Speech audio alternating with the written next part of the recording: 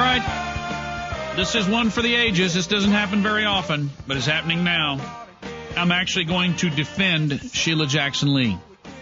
Many of you are not going to like this, but anybody that takes my show seriously knows that I comment on what I believe to be the truth, whether my audience likes it or not.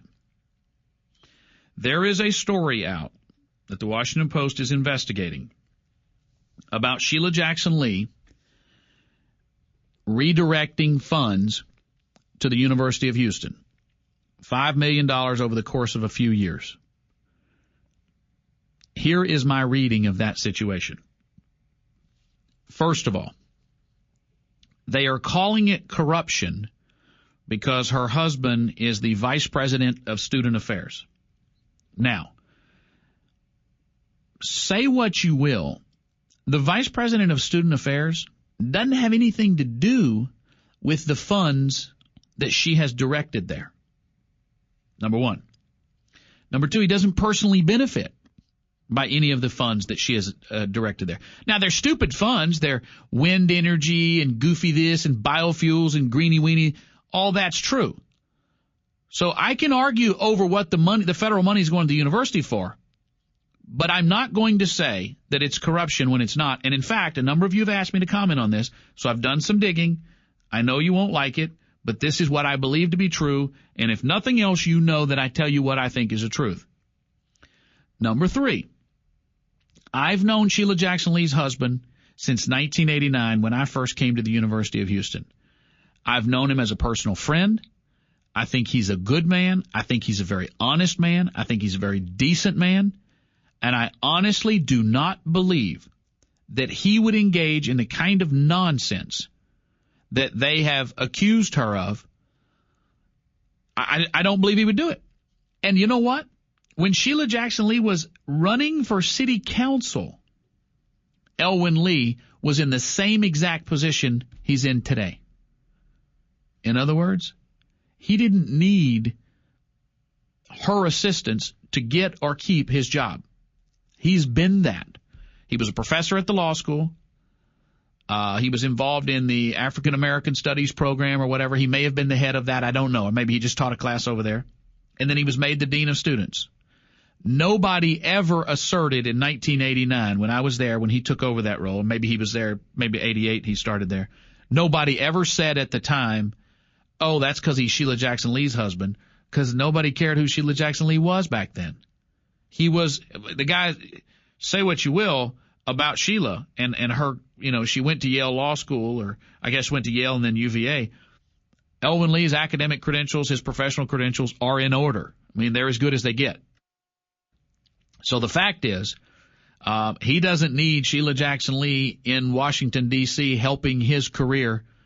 He's done very well for himself. He has the credentials to go off and do other things. Now, look, I know I have my issues with Sheila. She talks too much. She attacks people. She runs to the camera. She's mean to people. She's a bully. All of the above. I've said that when I believe it to be true. And if she is engaged in some corruption, then by all means expose that. But I think this is wrong. I do not believe this is accurate. To say that she steered $5 million over the course of a few years to the University of Houston and that is corrupt because her husband is at that university does not take into account the fact that he's been there for 30 years, number one. Number two, that's the biggest institution in her congressional district.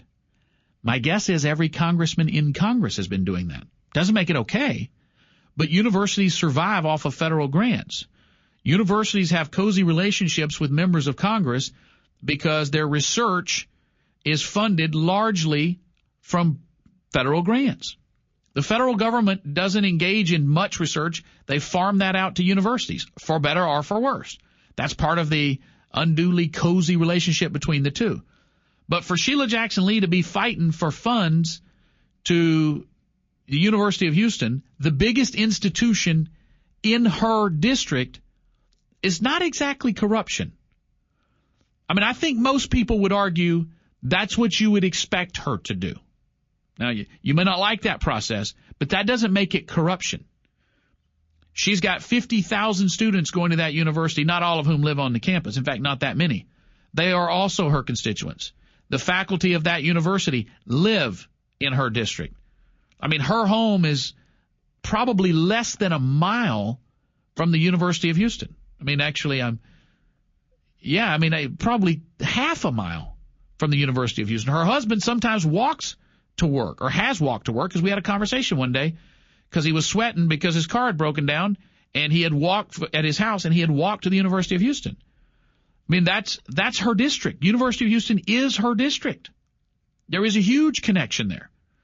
It's a big part of Houston, the resurgence of that university. Now, by way of full disclosure, my wife's a member of the Board of Regents, but she's only been there a couple of years. Most of this happened long before that. I know you're mad at me because in some way I'm defending Sheila Jackson Lee. Well, if you're going to criticize somebody, it's got to be accurate. You cannot say that somebody did something when, in fact, listen, if this were Pete Olson or Ted Poe or anyone else, I would come to the same defense. As a Democrat, it is a primary function of her role as the congressman from that district to bring federal grants to the university. And frankly, $5 million is not that much. $5 million is not that much considering how big that university is and how many grants they get. If you could only tie her to $5 million, she hasn't even been as effective as I would have thought she would. So I certainly wouldn't say that it's some level of corruption. I'm all for nailing people on issues of corruption when they engage in corruption. But even Sheila Jackson Lee, who I often criticize, not only will I not criticize her when I don't believe it was the case, I have to point out, I think there is absolutely, from what I can tell, there is absolutely no merit to this story. Sorry, but I think that's the truth. Look, if I don't tell you what I honestly think, even when you hate it, then you're not going to believe me. Man, that's just a fact. At some point you have to, I don't mind people disagreeing with me, but at some point you have to know that when I tell you something, it's because I actually believe it to be true. And then I'm going to tell you that even when it's not what I want to be the case. It's just that simple. It's just that simple. And the kind of listeners, frankly, the kind of listeners that are going to be core listeners that are not just going to listen but support the show, I don't need everybody to agree with me. But the kind of listeners I want to reach out to are the people who know that everybody's spinning them, and the people who say, you know what, that guy might irritate me. His twang might be annoying. He might get on a point and just get tedious by beating it in the ground. But at least I know that when he says something, he believes it to be true. Fair? Fair. Now, just so we don't get too serious in everything, a little Shirley Q. Liquor, and then to your calls. Open that for me. I don't want to bust my fingernail. There it go. The Michael Barrett program very much appreciate when people call in and share their point of view. However, we ask of our callers, please, number one, know what you're talking about before you get up on here so as not to appear ignorant. Number two, you are not required to ask Michael Barrett how he is doing with every phone call. Michael Barrett will frequently mention throughout the program how he is doing. So let me ask him once and for all for everybody this afternoon, Michael Barrett, how you doing? Neil, you're on the Michael Barrett Show. Welcome. Michael Barrett, I agree with everything you said, and I believe you're probably the first person I've heard say that I pretty much agree with it too. She's doing her district service. But here's the thing, Michael, pink elephant in the room. Did she do the same thing for TSU? Yes. Oh, really? Yeah. You know how much? Because I don't know. I don't know, but my understanding, I did some digging this morning, my understanding is yes. Well, it's probably not dollar for dollar, and the reason is TSU does not have the capacity to absorb big federal grants the way the University of Houston does. Yep. For instance, some of these grants are $500,000 grants for wind energy or biofuels and things like that. The University of Houston has, for instance, an energy program now that is designed to figure out alternative energies, how to improve the efficiency of traditional energy sources, those sorts of things. TSU doesn't have those facilities. These big research grants, that's where the big money is in universities today. And I would argue, in some cases, universities have focused their energy away from education and toward research. And if you're a faculty member now, and you're a young faculty member, you know that you don't advance either financially or professionally as a member, as a professor, as a faculty member by professing, by teaching. You advance through scholarship, through research and publication. That's where the big money is. If you're a university president, when you're brought in, the idea is this is how much money we have now. How are you going to improve that? And the current University of Houston chancellor has improved that in spades. I mean, multiples. And part of the way you have to do that is you have to go in and tell professors, look, you can't focus on teaching. You're going to have to focus on bringing in more money.